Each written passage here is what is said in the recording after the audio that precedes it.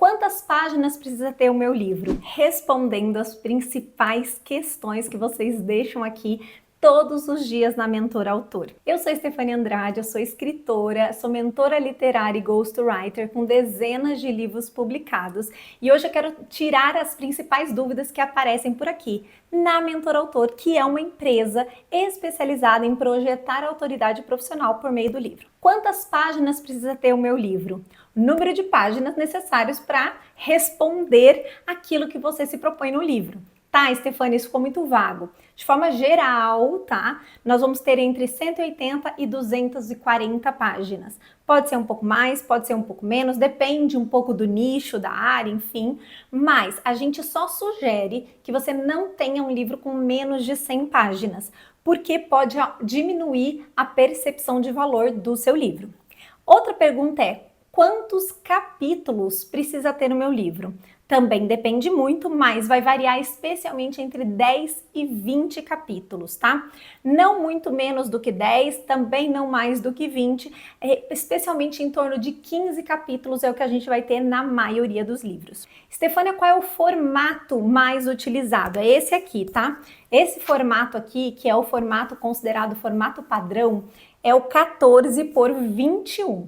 14 por 21, ele cabe bem na bolsa, ele cabe numa mochila, mas assim, é bem padrão e a gente está bem acostumado a utilizá-lo. Quando que eu indico que seja diferente? Quando o livro está muito grande. Então, se neste formato aqui, a gente tem um livro que vai passar de 250 páginas, talvez seja melhor a gente fazer neste outro formato aqui, que é um pouco maior, que é o formato de alguns dos meus livros também, que é o 16 por 23. Então, 16 por 23 ainda é considerado um padrão bem utilizado e a gente vai utilizar esse somente se esse aqui, neste formato, a gente vai ultrapassar muito, 250, 300, mais de 300 páginas, eu sempre indico que a gente vá para o próximo formato, tá? Então, esses são os formatos padrão, né, que a gente utiliza. Stefania, o que precisa ter na contracapa? Essa aqui, ó, contracapa. O que precisa obrigatoriamente estar aqui? A sinopse. E o que é sinopse?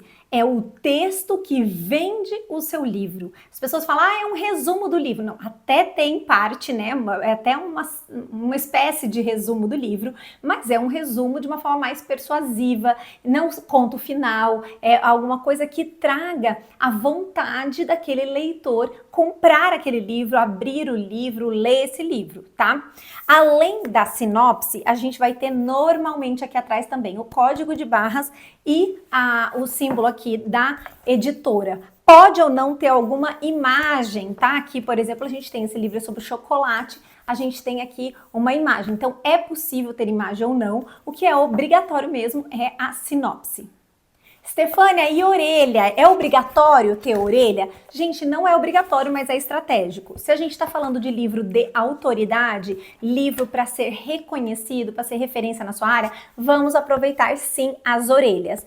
Elas normalmente trazem na orelha 1, orelha de apresentação, um endosso da obra. Seja alguém falando da sua obra, pode ser um trecho do prefácio que foi feito por alguém que você admira, pode ser uma outra pessoa, uma segunda pessoa que admira o seu trabalho, que está fazendo um endosso também, pode ser você mesma fazendo uma espécie de outra sinopse aqui, ou um trecho do livro, tá? Nessa primeira orelha. E na segunda, de forma geral, vai ser a orelha onde a gente vai ter a biografia, onde a gente vai ter também ali a sua foto.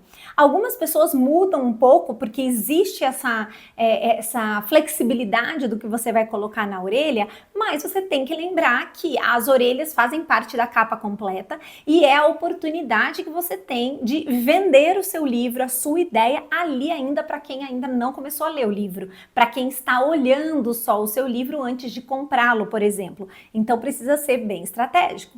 E da mesma forma, na próxima pergunta, é obrigatório ter prefácio? Não é obrigatório, mas é muito estratégico. Eu sempre sugiro que seja feito prefácio, porque é a oportunidade que você tem de chamar uma pessoa que você admira dentro da sua área para fazer um endosso da sua obra. Então você vai convidar essa pessoa quando você estiver na fase final da escrita e vai dizer que seria uma honra muito grande que ela pudesse fazer a leitura do seu livro em primeira mão e que pudesse dar uma opinião. Você pode ou não, nesse momento, já dizer que você gostaria que ela fizesse o prefácio.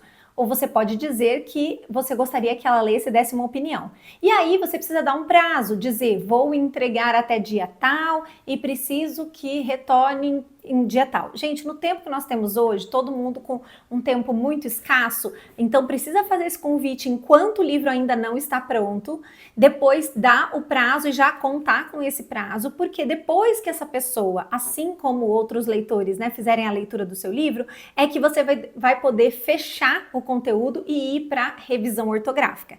E aí a gente já vem mais outras duas dúvidas ali. Stefânia, precisa alguém ler meu livro? Sim, é obrigatório que a gente tenha leitores beta. Se o seu livro foi escrito com a minha ajuda ou com a ajuda de outro profissional de escrita, então você precisa escolher só mais 2 pessoas para serem leitores beta, pessoas que entendam da sua área, que sejam seus amigos, parceiros, mentores e que possam ler e te dar um feedback.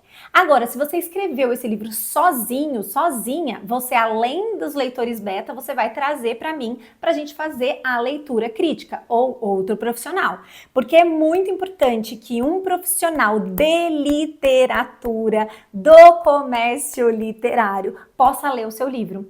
Mesmo que seu livro seja de direito, seja de medicina, de que área for, você vai ter um feedback mais técnico dos seus pares, mas eu ou outro profissional da área, consigo te dar um feedback do ponto de vista literário e do ponto de vista comercial. Então nós vamos entender como é que está rearranjado todo esse texto, como é que a gente tem esse arco narrativo dentro dos capítulos, como estão amarrados as introduções e conclusões, como é que está tudo isso.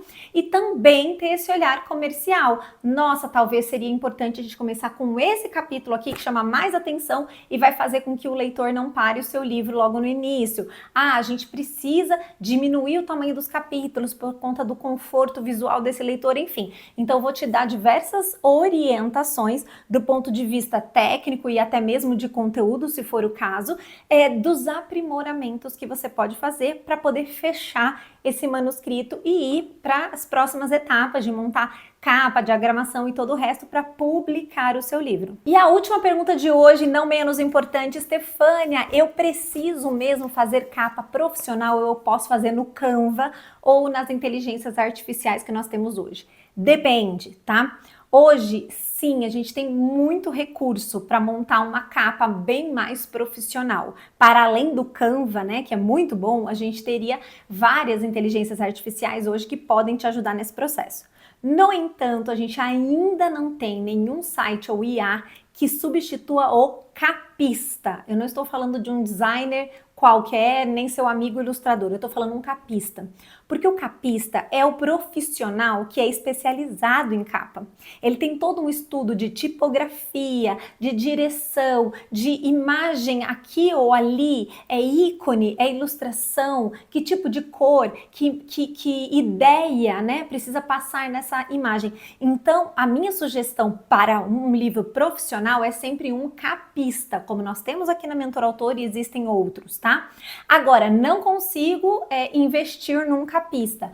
Então, beleza, você pode contratar um designer profissional para te ajudar nesse processo. Não consigo, não tem como investir de jeito nenhum. Você pode utilizar esses outros recursos desde que você saiba mesmo utilizá-lo.